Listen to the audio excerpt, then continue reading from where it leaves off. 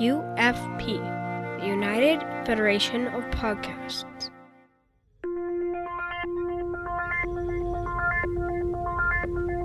Engage. 78 years have passed since the days of the original USS Enterprise. Now a new Galaxy starship has been designed.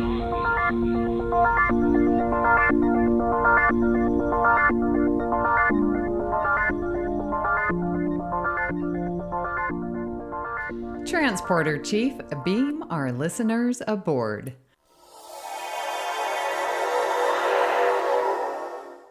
Welcome to Galaxy Class, a Star Trek Next Generation podcast here on the United Federation of Podcast Network. I am your counselor, Amy Nelson, and with me today, Chief Recreational Officer Rhea Papagiorgio and our diplomatic standard bearer, who I think we're going to need a lot this episode, Kevin Scharf.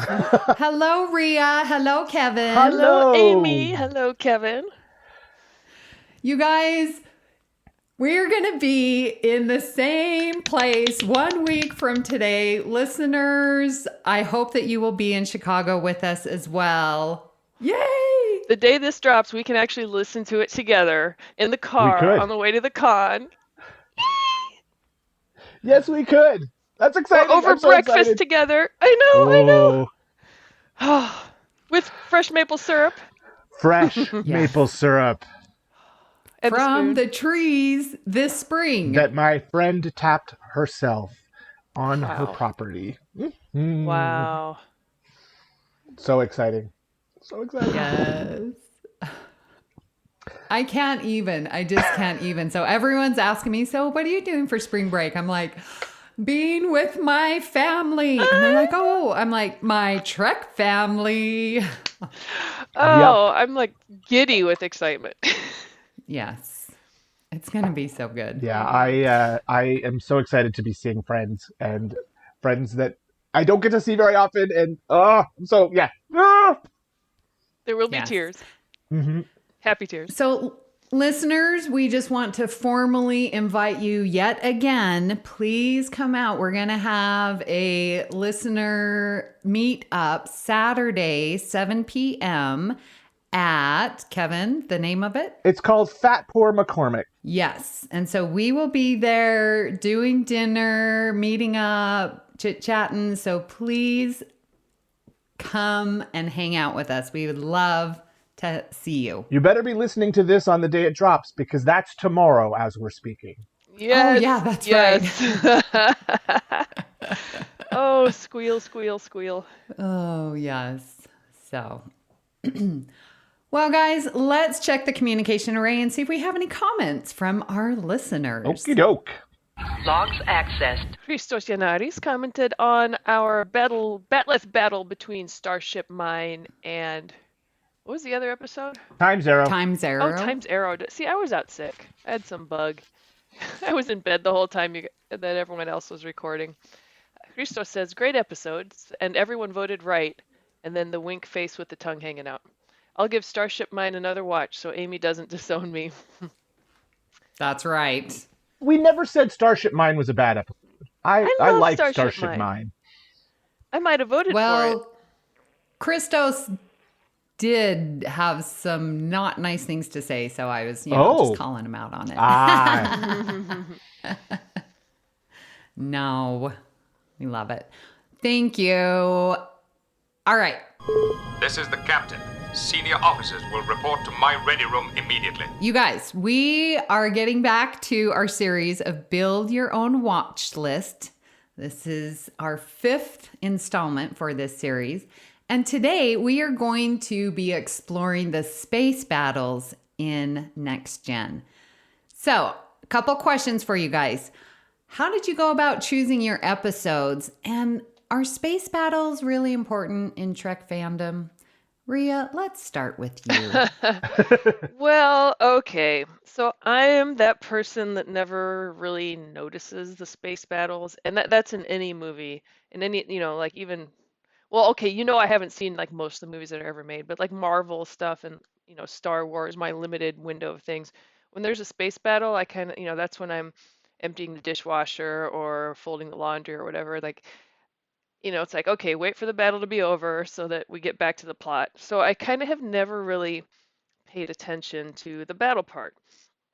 So when I was thinking about this, of course, I probably, screwed up the assignment because I just picked one.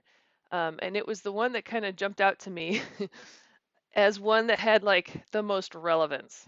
Um, and actually, I guess we'll get to it, but we don't actually even see the battle part of the one I picked. But are they important in Trek fandom though? I would say yes, because people love this stuff and people love all the starships and all that stuff, all the stuff that I don't even notice. So yes, they're important, just I don't pay attention.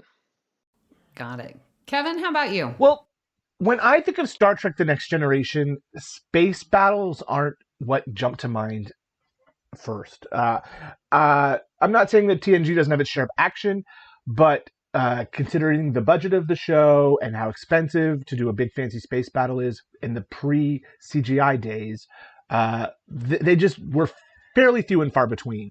So I picked 3 episodes where I think the space battles are interesting. They may not be the ones you think about right away, but I think they'll be fun to talk about. So that's how I chose my 3. But like I said, I like a good space battle, but I don't think they're that important, especially to the next generation. Well, this was a bit challenging, and definitely am so grateful for Memory Alpha.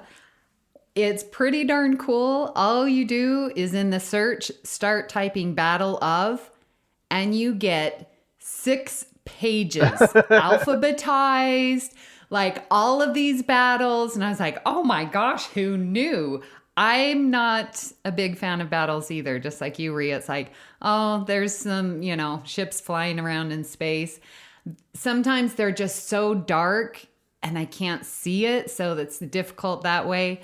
But I did go to, Memory Alpha and YouTube, and I've just searched for, fun or epic battles, and gave me a couple ideas. And of course, I always go to some good friends who are TNG aficionados and asked for their opinions. So I gather stuff, and then I'm like, okay, pick and choose my favorites, because there's definitely some that stand out.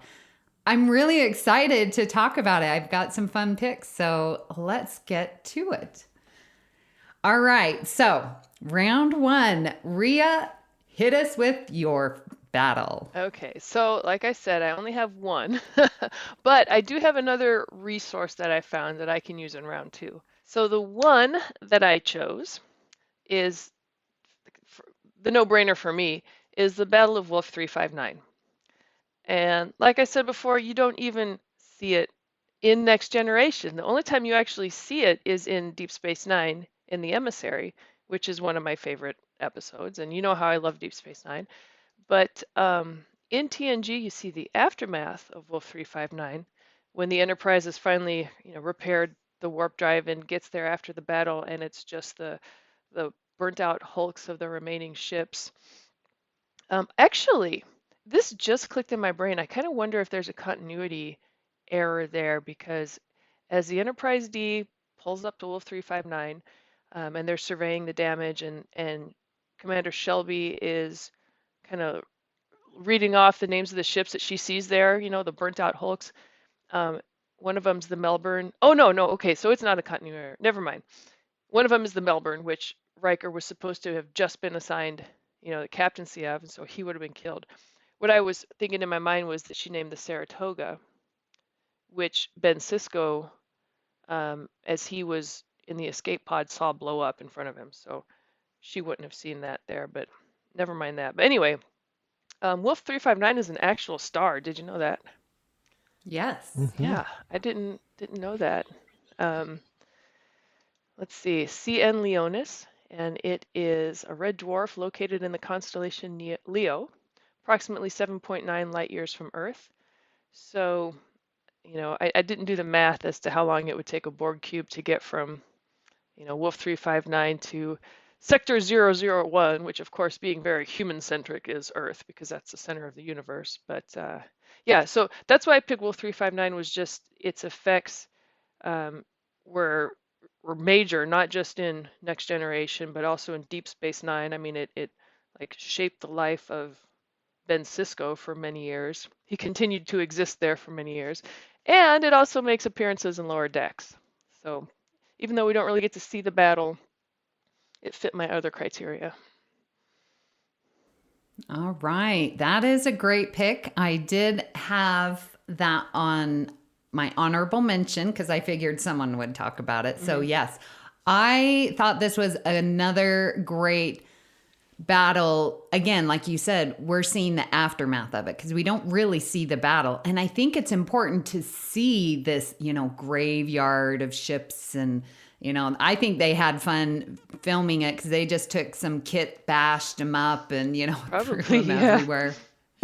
But what I like also about Wolf 359 is that we get a little flashback. Well, not flashback, but a different timeline in parallels. Remember the battle-worn Riker with the beard, and they were fighting the Borg, and don't send us back. Like, I love that callback to Wolf 359. And it's interesting. I like also the battle because we're joining with the Klingons, and they're going to send 40 ships were dispatched, but we never got to see them there. So I, again, sort of like that. We're going to, unify and fight this common enemy. And I like that in battles. Yeah. And another thing, like you mentioned in parallels, in another universe, Picard was killed. And I was thinking of that when I was rewatching Best of Both Worlds. Is if we lost Picard, Captain Picard at the Battle of Wolf 359, we'd never have Picard the series. Who would Q mess around with? I mean, we would have missed out on so much. Now, I thought about the Battle of Wolf 359 as well, but because we don't see much of it on The Next Generation, that's why I didn't put it on my list. I'm not saying it's not pivotal because it really is. It defines not just Picard, but also Sisko and many, many other people. And it gets referenced again and again throughout Star Trek, like First Contact. The Borg are on their way again, so Wolf 359 comes up. So it's a very, very important battle. But because we didn't see much of it on Next Generation, that's why I didn't put it on my list. Mm-hmm. Great. Well, Kevin, give us something that is on your list. What's your first one? Okay, I'm going to choose Peak Performance, which is the simulated battle where Riker is given control of a smaller ship, the Hathaway, a ship that's totally broken and needs repair, and he's forced to fight the Enterprise in a simulated battle. The battle was very important in this episode because it's what the whole story revolves around. We get the hubris of Kol Rami, the strategy expert who's there to watch the procedures. We get Riker thinking out of the box, and Wesley being a sneaky spy and stealing what he needs to make sure that the Hathaway has a chance against the giant that is the Enterprise. It's a really fun watch. It's a fun space battle. Not epic on the scale of a Wolf 359, but it's the meeting of two minds, right? It's Riker versus Picard, and it's Picard being impressed by his first officer, and I love the battle in Peak Performance. What a great choice. Oh my gosh. I want to watch Peak Performance again. That is a great battle. And it is because it's, like you said, Picard and Riker. And we're impressed with Wesley Crusher sort of telling his white lie. We're Starfleet. We don't lie. Mm-hmm. But apparently he does in this one. He forgot an experiment. But yeah, that is a great battle. And yeah, love it. That was actually my first thought when I was thinking of battles in TNG. That was the first one that came to mind. So wow. Yeah. So I guess you could say it's on my honorable mention list. Yay. Yeah, it really was the first one that came to my mind too. It's just that, Picard versus Riker. That was what we got to see. No other nasties. Nobody is actually going to get hurt in this battle. Yeah. But just a fun watch, and we get to see all kinds of exciting new tactics. What season was that? 2. Okay, Yeah. because that was Picard versus Pulaski. Riker. Best of Both Worlds was Picard versus the Battle of, well, Yeah. after the Battle of Wolf 59 was Picard versus Riker. It was. That's true. Amy, what have you got?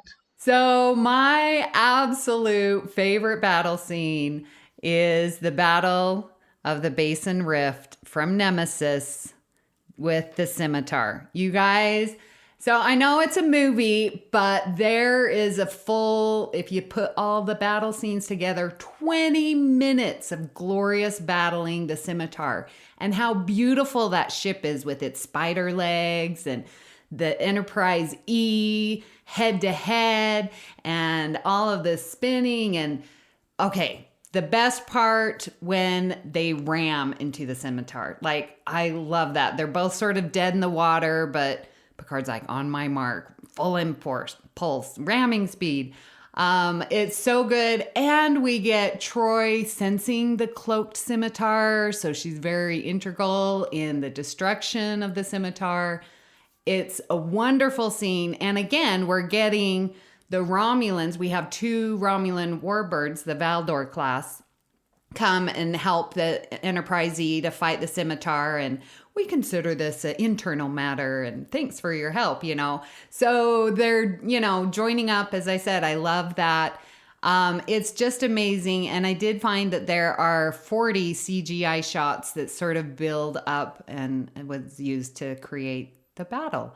And we all know Nemesis is my favorite movie. And this is definitely one that I feel that the battle enhances the storyline because, again, it's this Shinzon versus Picard. And the strategy that builds up to it is just remarkable. And how, Shinzon's like, okay, we're going to follow them secretly until they get to the rift.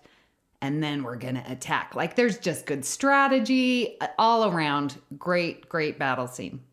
And movies have the benefit of budget, right? So, and when you are paying I guess back at that time, your $12 to go see a movie, you want to see spectacle. And so I expect awesome big battle scenes in a film. And that is a great one in Star Trek Nemesis. I guess that was also on my mental list. Of, me thinking I was just going to pick one.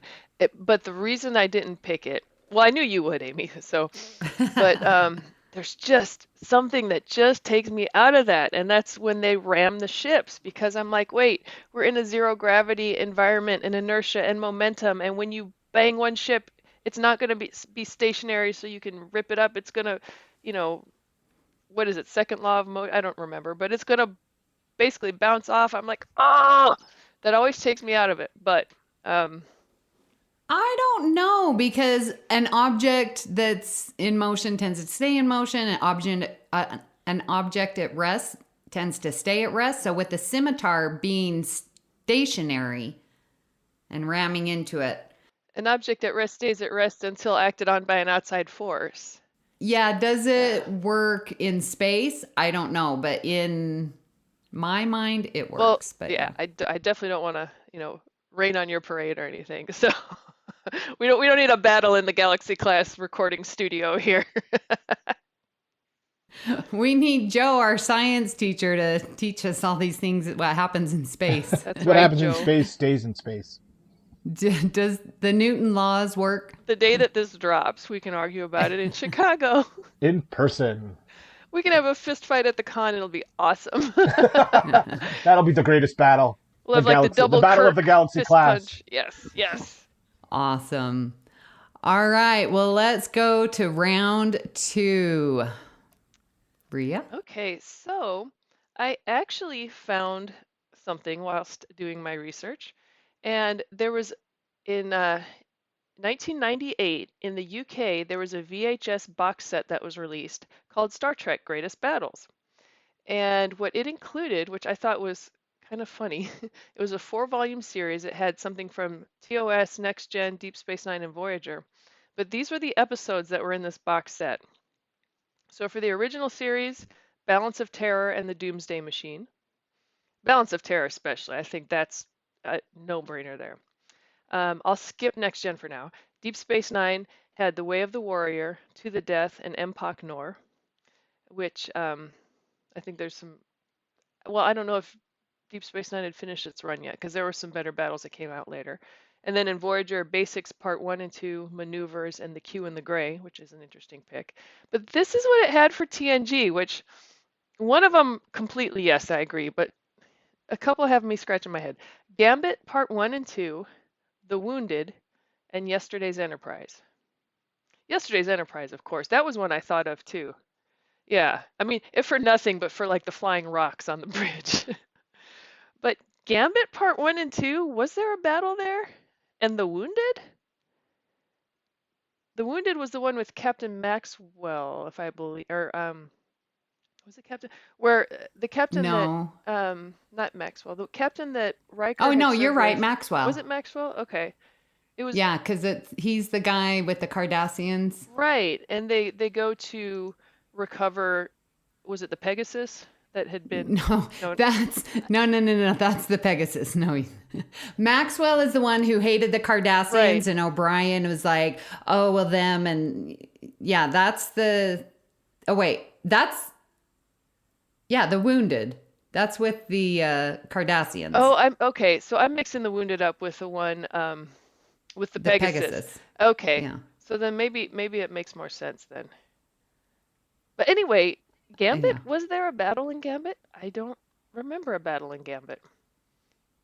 I don't know. Just I thought they know. were pretty Okay. weird picks for this Star Trek Greatest Battles box set that came out in the UK. So maybe we need like Joe to answer for the errors of his people here. Well, Yes, we do. The Wounded had a battle between the Cardassians and a sort of rogue Federation captain. There was the USS Phoenix, and we got to see. We didn't actually see the battle. We saw it on the tactical map. Ah, yes, that's Which- right. Okay, I don't know. Again, I thought those were strange picks. And Gambit, I thought the only battle was like on the at Vulcan, on the planet with like the psionic battle that went on. But yeah, UK folks, you got some splaining to do. Yes, very interesting choices. It has us scratching our heads. Most assuredly. So my second pick is The Battle, which is a season 1 episode, mostly because this is where we learn about the Picard maneuver. This is the episode where Picard's being sort of mind controlled by a Ferengi device, and he's forced back to the Stargazer, which was brought to him as a gift by a Ferengi daemon. So we get flashbacks to the battle that the Stargazer was in. We get the fact that Picard is going to reenact this battle as well. And then we also learn about the Picard maneuver, which is like his signature battle tactic. So I thought that those reasons were enough to put the battle itself onto my list. Yeah, and how fitting too, because we had the return of the Picard maneuver in Picard season 1, and the return of the Stargazer in Picard season 2. Very important, the canon here. Yeah, great pick. And yes, definitely knowing the Picard maneuver. That's great. And we get to see Picard reenact the battle, right? He's sitting in his captain's chair on the Stargazer, going through all the steps he took when he was in that battle originally. So I think it fits our criteria here. Absolutely. I agree. Amy, what's your second choice? Okay. Oh my goodness, there's so many. So I am gonna sort of do a little twist. It's not anything that we really saw ships battling it out, but more of the strategy of it all, which I really, really liked. Intrigued. And that is going to be Redemption Part 2. Oh. And that's where we have Sela, Denise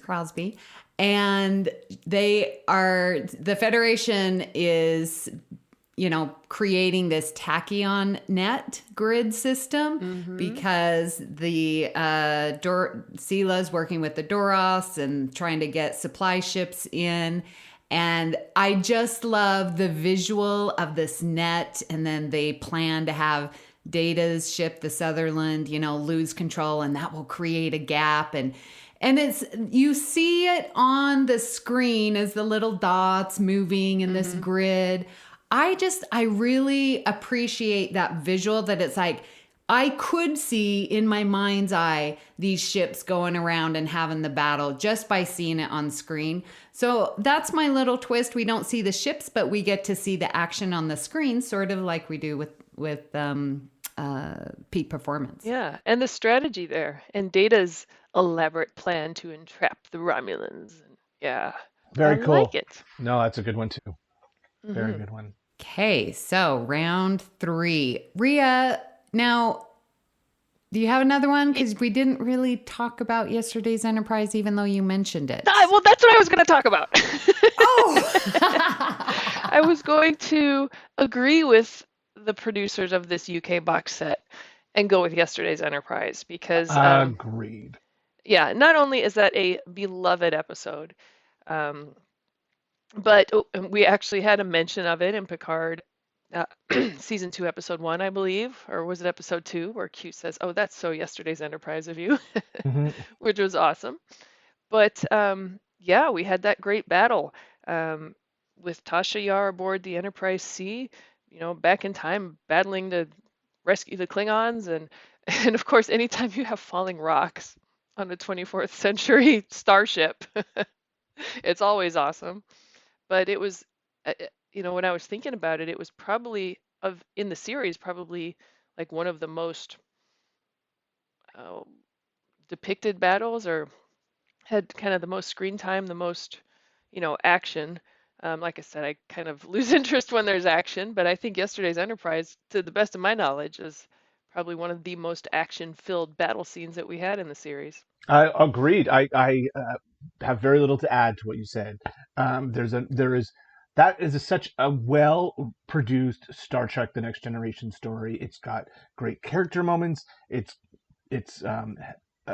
continuity-wise, it's so critical to where the show goes, and it's got this fantastic, exciting battle scene too. So, yesterday's Enterprise cannot argue with that. Yes, that is also on my list, and I love it because we're getting both Enterprises making a sacrifice, right? We're getting Enterprise C knowing that they're going back for complete and utter destruction in their mind. Obviously, we get Sela in Redemption, but then we have the Enterprise D protecting it and shielding it and, getting in the way and taking all the hits so that the sea can go back into the temporal rift. Like, talk about sacrifice in every timeline. It's beautiful. And yeah, the shots and they're, get in between them and the sea. Like, it's great action, really suspenseful. And then again, the relevance right now, we have Guinan. Guinan's the one that knows that something's fishy, and she's the one that knows that Tasha doesn't belong, and maybe she had her Elorian time sickness or something to cue her in, yeah. Yeah.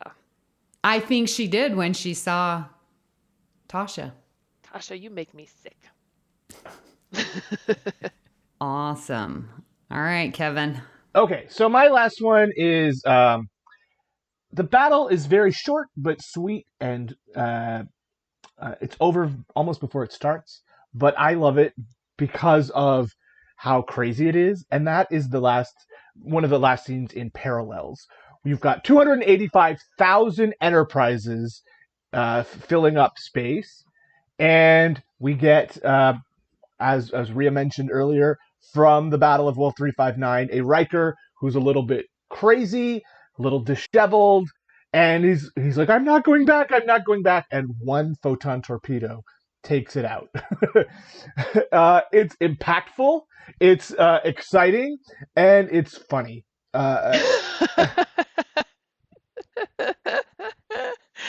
It is. So, with one photon torpedo, Wesley Crusher takes out an Enterprise. Oh, fulfill a fantasy of his.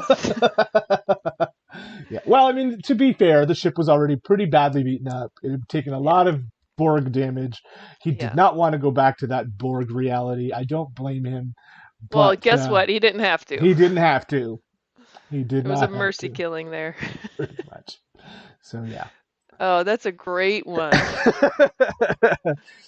Plus the fact that we've got so many ships on the screen, right? Like, we don't see that very often in Next Generation, where there's more than 2 or 3 ships on screen at once. And this had hundreds of Enterprises on the screen. Yes, all the same ship. Which, Picard Season 1 in the finale, they did again. That's funny. Oh my gosh. Right. Anytime we bring up parallels, absolutely love it. Yes. Great choice. Yes. And it is. That's visually stunning. Yes. That stands out. Oh my gosh. Great pick. Just glad that Wesley fired on the right ship.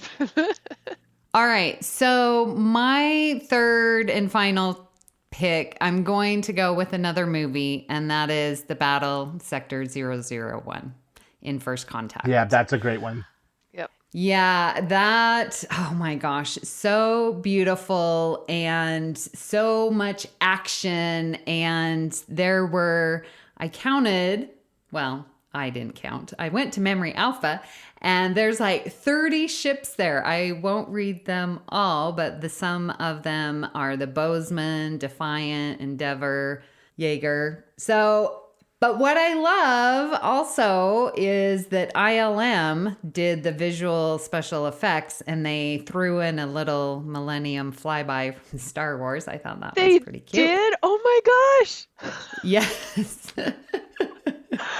I'm going to have to rewatch that.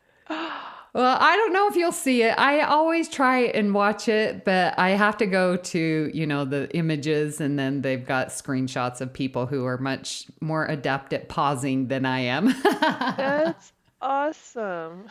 But I love this battle. We get to see a lot. All the, the Defiant, of course, tough little ship. Little. And so we get Worf, and it's, I think, a very great, exciting battle. So I had to mention it. That's awesome. Now, which Bozeman is it? Is it, the Kelsey Grammer Bozeman? NCC 1941. It makes me wonder if it's the one that was stuck in the time loop for 70 years. Or if they've refit it, perhaps. Yeah, they might have refit it. But yes, I would like to believe it is the same Bozeman. Yeah, that's a great one. No, that is an awesome pick. Yeah, and that was like the 3 that came to mind first, actually, for me. Peak Performance was the first one, and Nemesis and Wolf. First Contact. Mm-hmm. But yeah, so I guess you could say this is on my honorable mention list. There you go. Mm-hmm. No, like I said before, I think movies have that edge where they can spend the money and make really awesome space battles, and they sure did that in First Contact. They did. Oh, yeah. All right. Well, Kevin, any honorable mentions, something that we didn't mention? I'm trying to think. I came up with 3, and that's where I stopped. That's where my brain stopped this morning. Mm-hmm. So, okay. I'm sure, I have a couple more. Please, yeah, I'm sure I'll be happy to ring in on yours. Yeah, you've mentioned my honorable mentions, so. Okay. All right. So another one, again, sorry, going to the movies. No, the movies are great. Yeah, they've got the money. You Yeah, said. yeah. So in Generations, the Battle of Viridian 3 with the Enterprise and the Duras sisters. I love the build up to it because, we've got Geordi with his visor. Wow. This is an engineer that never is in engineering. And they get the shield modulation and then bam, and they just hit the Enterprise, hit after hit after hit. And they're like trying to escape, and you got the turning and they're, oh my gosh, what's going on? How did they break through? And then, it's just a great scene. I love the build up to it. I can visually see it. because it's just like all mad. And then, Worf, what can we do? What do you know about the Klingon bird of prey? It's like, well, if we hit one shot exactly and then they blow up. Oh my gosh, it's so good. It's a great scene. I love it. And then who saves the Enterprise? Oh, why, yes. A little counselor that saves everybody on the ship. Yeah. Almost forgot there was a whole battle before that. Before Yeah. Troy saved the Enterprise. That's a great one. Yes. No, very good choice. Okay. What's All your right, other so I have honorable another one. mention? Okay. Keep going. Yeah. All right. So, how about Descent Part 2? We have Beverly in command. Mm-hmm. I think you can know who this comment is This from. is for you, Christos. Yes.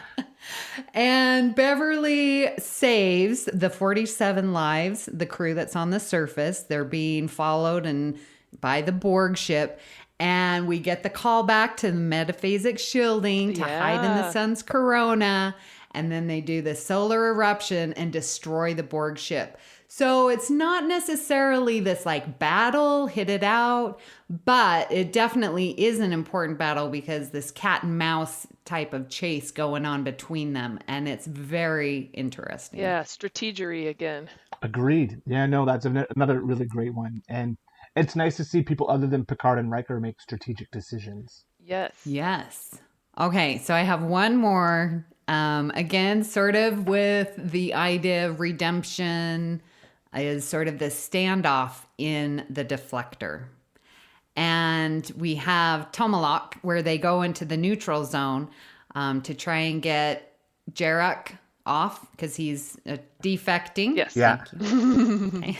So, and they're picking up Jarek, who is defecting. So in the neutral zone, then we get Tomalak, his ship, and another ship, decloak. And they're like, what are you doing in the neutral zone? This is an act of war. And then we have the Enterprise D with 3 cloaked Klingons, bird of prey. And it's like, oh, really? What are you doing in the neutral zone? Like, just the standoff and the intrigue that leads up to it is very interesting. And then the resolution of no shots fired, I think makes for an interesting battle. Yes. Air quotes. And anytime you have Picard and Tomalak, like I just love their dialogue, their back and forth. They're very, very not so thinly veiled threats. Yeah. They're great Yes. together. I just thought of another good one too, another honorable mention, and that's in All Good Things. The Pasteur is under attack, and the Pasteur is trying to do what it can, and Beverly is doing her best as captain of the Pasteur to take on these 2 Klingons. And then, ba-boom, Riker shows up in the Enterprise D. We have a huge space battle, and he saves everybody who's on the Pasteur. So there is a cool space battle in All Good Things as well. Thus beginning the trend of series finales where Riker comes in and saves the day. That's true. Yes. Or season finales, I should say. Yes. Well, you guys, this has been so awesome to listen to all of these space battles. I was really struggling when I thought, when we were thinking about, okay, what are we discussing? And it's like, space battles. Do I even know any? Well, we have a great list now. I think so. Yeah. Was it Kevin? Was it you that said earlier when you think of TNG, you don't think of battles? I don't. But No. But here we have, whether they're depicted on screen or not, we have quite a few and quite a few fun ones and a lot of strategery. I know that's not a word, but it's a fun word to say. Yeah, there is action in TNG, not just diplomacy. That's right. This is true. Yeah, I mean, we've got Wolf 359, Peak Performance, The Battle, Yesterday's Enterprise, Gambit, the big surprise, Redemption Part 2, Parallels, All Good Things, Deflector. Defector. The Defector. Defector, The Defector, and Descent Part 2. Yeah. Incoming transmission. We'd love to hear your thoughts on today's show and hope you'll join the Facebook group Federation Council Chambers. You're welcome to start conversations with us or add any general Star Trek info or any funny memes that you want to share with the group. You can also follow us on Twitter. You can, I can't, but you can follow us on Twitter at Galaxy Class Pod.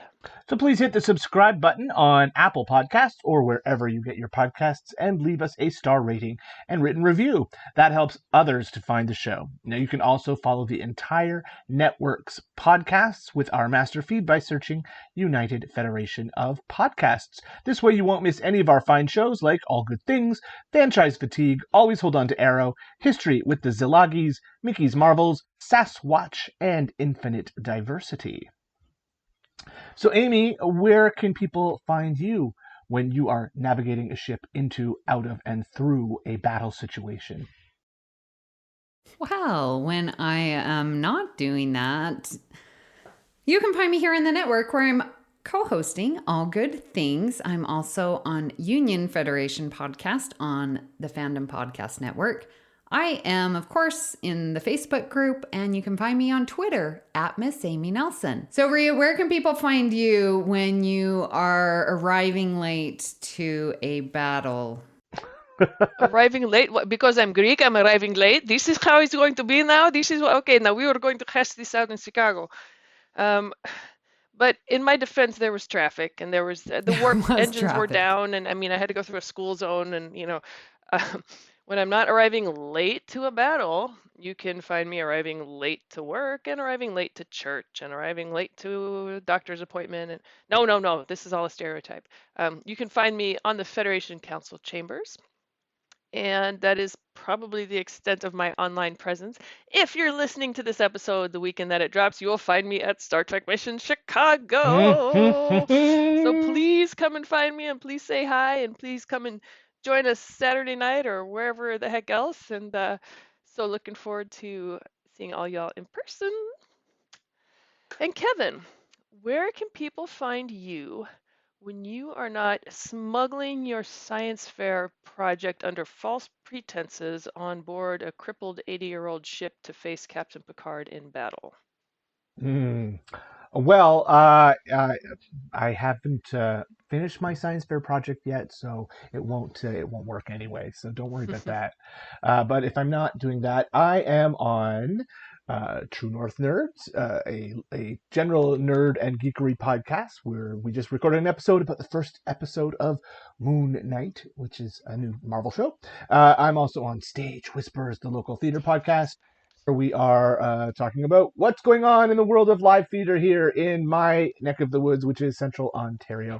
And you will find me in Chicago at Star Trek Mission Chicago today, tomorrow, and Sunday. Whoop, whoop, whoop. And around town until Friday. So if you're in Chicago, let's hook up.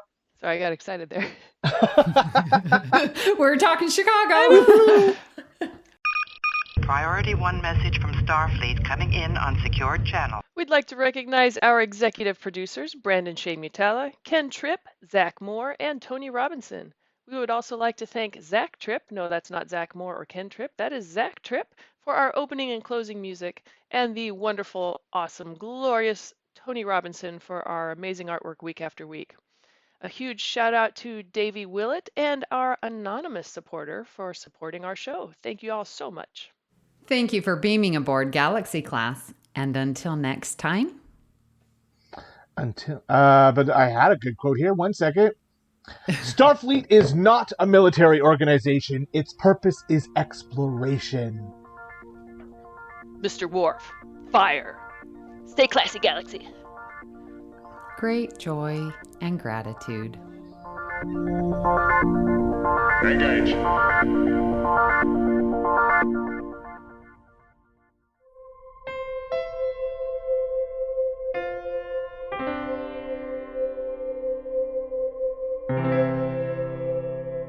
This has been a production of MTMR Media Works.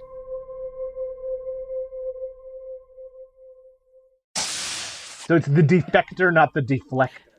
Right. You might want to start that again. Yeah. Ford. Recording. If we played an instrument, it'd be the recordian.